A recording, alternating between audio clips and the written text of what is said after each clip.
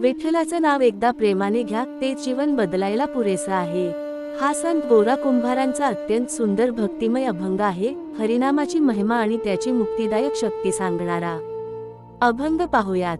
श्रवणे नयन जिव्हा शुद्ध करी, हरिनामे सोहंकारी सर्व काम. मग तुझा तुंची दिवटा होसिगा सुभटा, मग जासील वैकुंठा हरिपाठे. रामनामी गणिका तरली अधाम, अजामीर परम चांडाळ दोषी. म्हणे गोरा कुंभार विठ्ठल मंत्र सोपा, एक वेळा बापा उच्चारी रे. ओळीवार भावार्थ पाहूयात.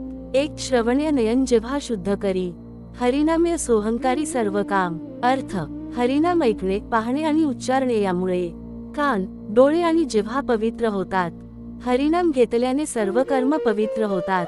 2, मग तुझा तुंची दिवटा होसिगा सुभटा, मग जासील वैकुंठा हरिपाठ्य. अर्थ, जेव्हा माणूस सतत हरिनाम घेतो तेव्हा तो स्वतःच ज्ञानाचा दीप बनतो आणि त्या मार्गाने तो वैकुंठाचा मार्ग धरतो.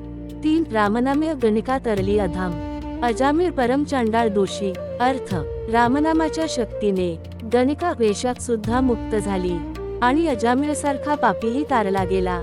4, म्हणे गोरा कुंभार विठ्ठल मंत्र सोपा, एक वेळा बापा उच्चारी रे. अर्थ, गोरा कुंभार सांगतात, विठ्ठलाचा मंत्र अत्यंत सोपा आहे.